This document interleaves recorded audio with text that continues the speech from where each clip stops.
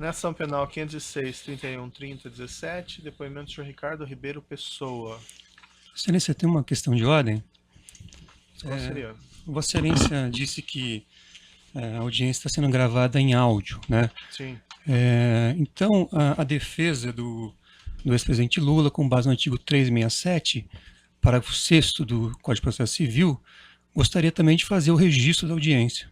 Comunicar a Vossa Excelência que, com base na autorização legal, gostaria de fazer o registro da audiência. Do áudio? Quando for em áudio apenas, em áudio. Se for em áudio e vídeo, é o que diz a lei, que assegura não só a parte, como é uma prerrogativa do advogado fazer esse registro. A própria OAB do Paraná encaminhou a Vossa Excelência uma manifestação nesse sentido. Certo. Aqui tem uma lei especial que é a 2.850, que protege a imagem dos aqueles que fizeram colaboração, e ela é especial em relação a essa disposição. Então, em relação aos depoimentos das pessoas que fizeram colaboração leniência, fica indeferido qualquer registro de imagem. Sim, não, eu disse quando houver registro de imagem, aí a defesa também gostaria de fazer o registro de imagem. Quando houver a intenção da defesa de filmar, faça o requerimento concreto, não decida em abstrato. Certo? Por hora, eu estou, por lealdade, comunicando então o registro em áudio. Certo, registro em áudio não tem problema. Pois bem, senhor Ricardo Pessoa. Senhor Ricardo, o senhor foi chamado como testemunha nesse processo. Na condição de testemunha, o senhor tem um compromisso com a justiça em dizer a verdade e responder as perguntas que lhe forem feitas, certo? Correto. O senhor também fez um acordo de colaboração premiada, que foi homologado pelo Supremo Tribunal Federal. Nesse acordo, o senhor assumiu o compromisso de dizer apenas a verdade perante a justiça. É isso mesmo, senhor Ricardo? É isso mesmo, Excelência. Senhor Ricardo, nessa dupla condição de testemunha e de colaborador, o senhor então tem esse dever, e eu vou lhe advertir que se o senhor faltar com a verdade, o senhor responde criminalmente, e além disso, o senhor perde seu acordo, certo? Correto. Dito isso, eu passo a palavra ao Ministério Público Federal. Obrigada.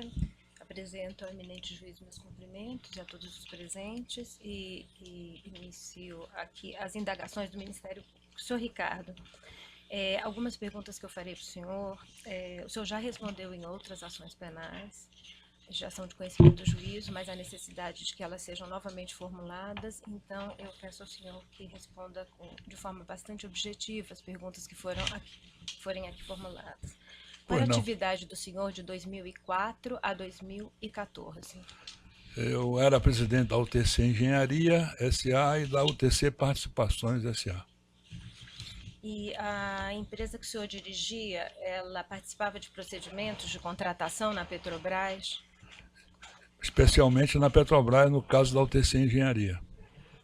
Era o nosso principal cliente.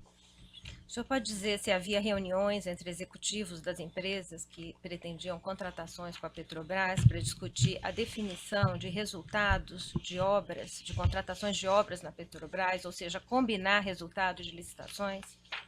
Haviam reuniões esporádicas, anuais, cerca de 3, 4 de maneira geral, para discutir prioridades e definir redução de competitividade em cada oportunidade dessa, baseado no programa de investimentos da Petrobras. O estabelecimento de prioridades consistia em uma divisão de obras, é isso que o senhor está dizendo? Sim, senhora, exatamente.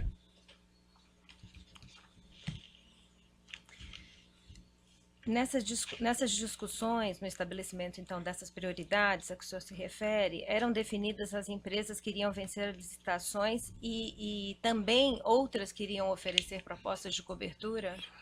Eram definidas quem poderiam vencer e quem cobririam. A garantia do vencedor não era 100%. E o senhor próprio participava dessas reuniões? Participei de várias. E quem mais da sua empresa participava dessas reuniões? Especialmente eu e um colega meu no final, chamado Antônio Carlos Miranda. E durante quanto tempo ocorreram essas reuniões? Essas reuniões ocorreram de 2006 a 2013, 2012. E o senhor estava presente em todo esse período? Estava presente nas reuniões que existiram, que eu participei. Que é capaz de ter havido muitas reuniões que eu não tenha participado. Tá? E qual era a periodicidade dessas reuniões? Eu preciso explicar um pouco qual era a sistemática que se usava. Baseado no programa de investimentos que todo ano a Petrobras lançava, programa de investimento de 4 anos, naquele programa já se definiam quais eram os investimentos na área de refino, como também na área de exploração e produção. Na área de refino, o volume de negócios era tão grande, tanto nas questões de ampliação da carteira de refino de gasolina, quanto da parte de meio ambiente, que eram necessárias obrigatoriamente se fazerem hidrotratamento de instáveis, plantas muito grandes, e as oportunidades eram tantas que suscitavam as empresas se reunirem para definir quem queria o quê. Essa é a realidade. E nós definimos as prioridades e, depois de definidas as prioridades e quem estava interessado, alguns grupos ou subgrupos se formavam para identificar o que é que eles queriam cada um desses. Inicialmente, dentro do próprio grupo maior, que variava entre 9, 10, 12, 15, o pessoal fala muito do número de 16, mas não era fixo, se definia também aí as empresas que poderiam cobrir ou dar preços maiores do que quem estava sendo privilegiado naquela oportunidade ou naquela unidade que fosse ser licitada.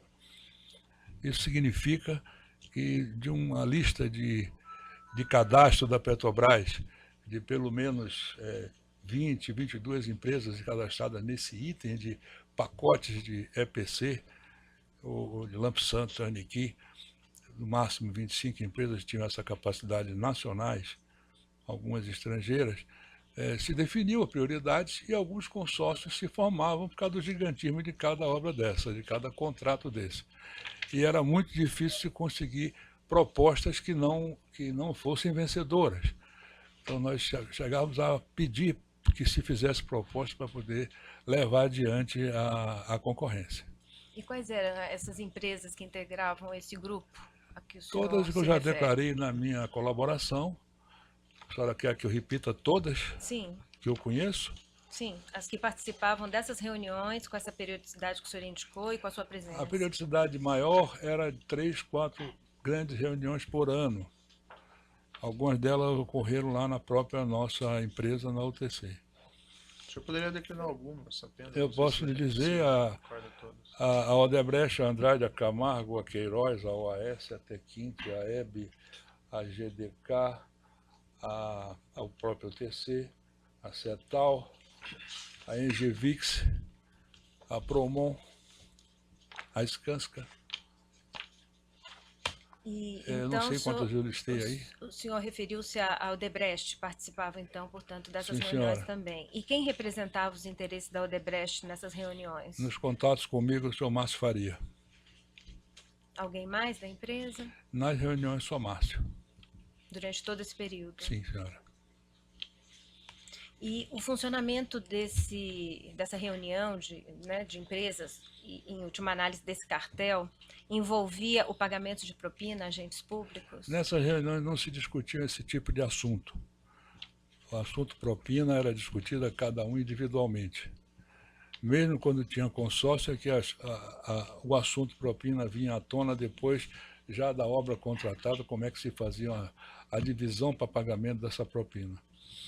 Mas nessas reuniões não se discutia propina. A sua empresa pagou propina às diretorias da Petrobras? Pagamos propina tanto à diretoria de serviços quanto à diretoria de abastecimento. O senhor tem conhecimento de que as demais empresas integrantes desse grupo também efetuavam pagamento As que de tiveram propina? consórcio com a UTC, eu tenho um conhecimento pleno, mas sem porque era-me dito nas reuniões do conselho. Os outros eu tenho informação, mas eu não posso lhe garantir nada. Mas a informação que eu tenho é que também pagavam. E a quem era paga propina na diretoria de serviços da Petrobras? A Pedro Barusco, aos seus intermediários, e a João Vacari Neto, por solicitação do diretor Renato Duque. E na diretoria de abastecimento? Ao diretor Paulo Roberto Costa, através do seu Alberto Youssef. No meu caso, o senhor Alberto Youssef e o deputado Zé Janine, enquanto ele esteve vivo, né?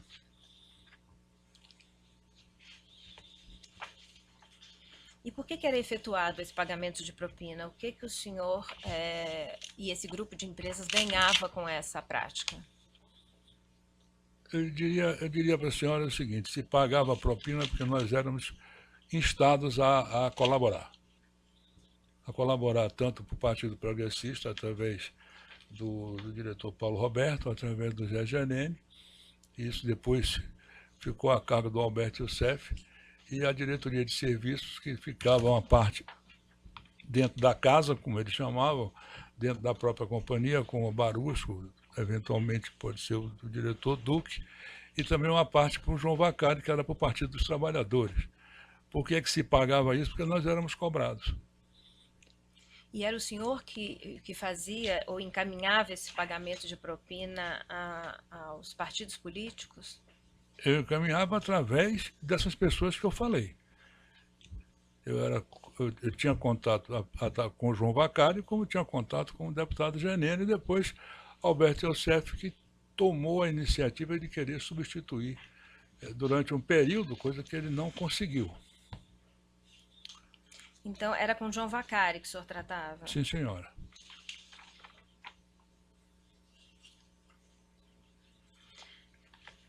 No que concerne a solicitação de propina no âmbito da diretoria de abastecimento, então o senhor disse que tratava com José Janene. José Janene, depois Alberto Youssef, e com o próprio Paulo Roberto Costa, conversei algumas vezes. Como foi essa abordagem de José Janene ao senhor? A abordagem de José Janene foi direta e incisiva, de que nós teríamos que contribuir com 1 a 2% de cada contrato que fosse assinado no âmbito do abastecimento. E quando começou essa... Começou em esse 2005, 2006. O senhor se lembra das circunstâncias? Na circunstância, eu fui chamado pelo deputado Zé Janine, do qual já conhecia do passado. Eu o conheci na Câmara na década de 90, e ele me chamou na casa dele, no apartamento dele em São Paulo, dizendo que a diretoria de abastecimento, a partir de determinada data, ia ser do Partido Progressista, do PP, que de agora em diante nós teríamos que contribuir com um percentual de cada contrato, que ele imaginava 2%, que depois foi negociado para em torno de 1%. Isso apenas no que concerne à diretoria de abastecimento? Sim, senhora. E quando se iniciavam os pagamentos? Nós tínhamos sempre a discussão de fazer esse pagamento de maneira fixa e parcelada no período entre o terceiro mês de cada contrato até o penúltimo mês de cada contrato, que permitisse pegar toda a parte do total do percentual estimado, transformar em parcelas fixas e mensais, para não ter vinculação com cada recebimento, nem tem sentido ficar discutindo dessa forma. Então, nós parcelávamos de maneira igual. Uma obra de 24 meses, nós pagávamos em 18 meses. Se tivesse aditivo, pagava em mais 5, 6, aditivo de prazo, no caso, né? E qual era a forma de obtenção dos valores para esses pagamentos? Nós tínhamos duas formas de obtenção. Ou era por Caixa 2, através de operações de Caixa 2 que nós fazíamos, já está na minha colaboração vastamente dito, ou então através de contribuições políticas oficiais. No caso do João Vacari, grande parte, a grande maioria foi através de contribuições políticas, para o partido, para o Diretório Nacional especificamente. Quando o senhor diz contribuições políticas, então a forma de pagamento de propina era através de doações? Para o partido, para o Diretório. E esses valores eram abatidos Claro, era abatido do nosso controle. de propina? Do controle, exatamente. O senhor efetuava esses controles? Eu, inclusive, já dei esses controles aqui na minha colaboração. E de que forma João Vacari começou a procurá-lo e o abordou? O Vacari me procurou, eu o conhecia muito pouco. Em 2006, ele já estava junto com a campanha, em campanha. Ele depois me foi pelo que eu me recordo, ele me foi encaminhado pelo diretor Duque, e aí ele me começou a estabelecer uma linha de controle para cada contrato que a gente fizesse. O senhor efetuava pagamento diretamente ao diretor Duque? Não, nunca dei para o diretor Duque, eu nunca dei um valor em espécie. Eu dava para o Barusco, que representava ele.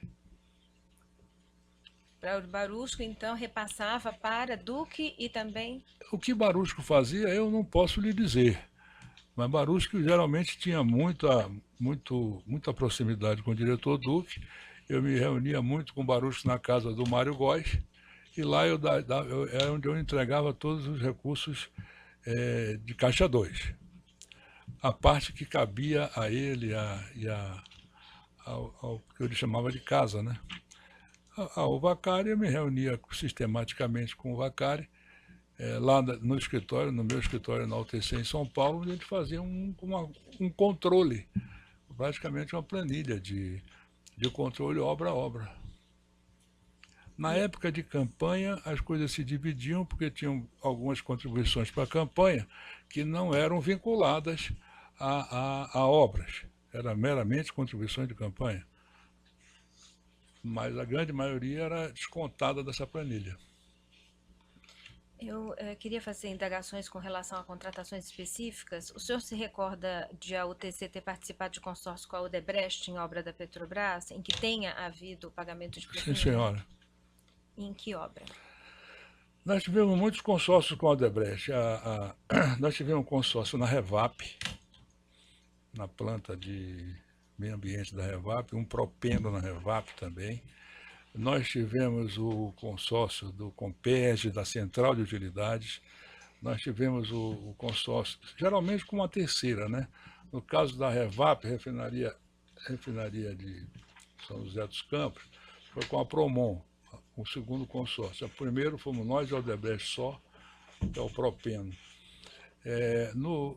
No Compeg, nós tivemos um consórcio na Central de Utilidades, que era Toyo Engineering, do Japão, Odebrecht e nós, que foi um consórcio oriundo de uma eventual futura concessão que não houve. Esse foi o maior consórcio que nós fizemos. Tivemos um consórcio também na Compar, a planta de gasolina aqui da refinaria de Araucária. É uma obra também muito grande.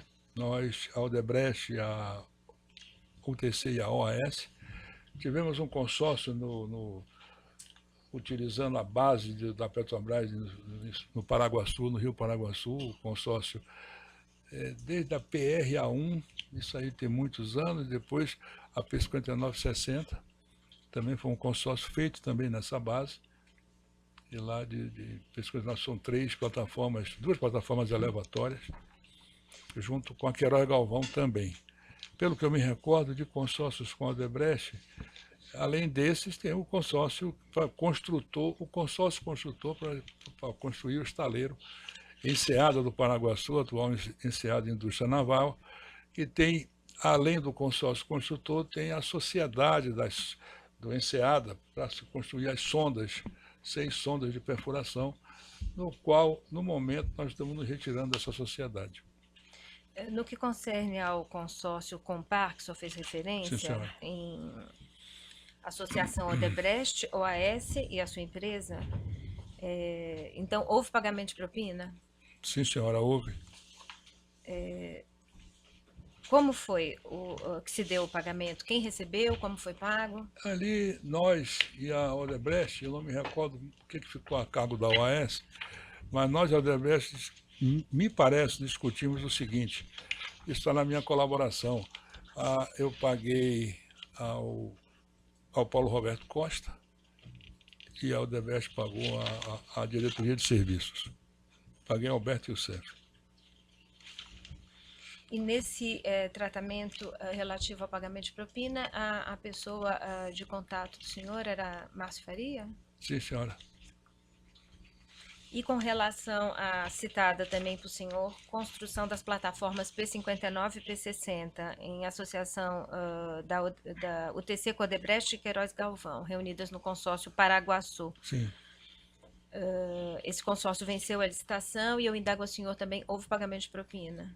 Não houve nenhum entendimento entre as empresas.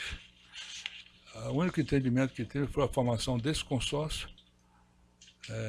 Não houve entendimento de reuniões, não se combinou nada, mas houve como, havendo entendimento entre as empresas ou não havendo, o pagamento da propina era feito. Nesse caso não houve entendimento em reuniões porque era uma obra offshore? A obras offshore nunca tinha entendimento, porque sempre existiam empresas estrangeiras que participavam. Eu não conheço nenhuma obra, não participei de nenhum entendimento em contratos de plataforma. Mas as propinas eram pagas de qualquer forma. E como foi que se deu o pagamento da propina nesse caso? Eu me recordo que eu paguei uma parte dessa propina para o Barusco. Porque nesse caso não existia área de abastecimento, só existia área de serviços. Me parece que nesse caso aí, em vez de 1%, passou a ser 2%, mas de uma maneira global. Eu não me recordo agora, a senhora me desculpe, mas está... Em termos de colaboração complementar, é o anexo 210 do evento 1 desta ação penal. O senhor disse que o pedido foi direcionado ao Odebrecht no importe de 0,5% a 1% em cima do valor da obra, que o senhor ficou sabendo desse pedido por Rogério Araújo e Márcio Faria. É isso. Mas eu fiz o O senhor pagamento. reitera essa Reitero. sua afirmação? Estou achando 0,5% aí meio errado, mas devia ser 1% no mínimo. Geralmente foi, quando a obra era só diretoria de serviços. Que era o caso dessa obra, apenas diretoria de serviços. Exatamente, sim, senhora. Então, o senhor está afirmando que o percentual pago foi da ordem de 1%? E geralmente era esse o valor. Depois se combinava um valor fixo, como eu disse anteriormente, e não era mais 1%, era algo próximo disso. E agora, já encaminhando para o final, o senhor sabe dizer se houve acerto do cartel e pagamento de propina nas obras do Renest e do Comperge? Do Renest houve acerto, não de pagamento de propina, mas houve acerto de quem ia fazer o quê nos grandes pacotes. O que eu posso lhe informar na Renest é que nas reuniões de prioridades, os grandes pacotes da Renest tiveram alguns pediram a prioridade. E o restante dos pacotes da Renest, não. Lá foram mais de 30 pacotes. E, na verdade, 5 ou 6 pacotes tiveram prioridades dentro desse grupo. Agora, que houve pagamento de propina, deve ter havido, mas eu não tenho conhecimento. Não posso lhe afirmar. A sua empresa não participou desses pacotes? Não, senhora. Encerrei, então. Só essas perguntas. Paciente de acusação, tem perguntas? Sem perguntas. Os defensores.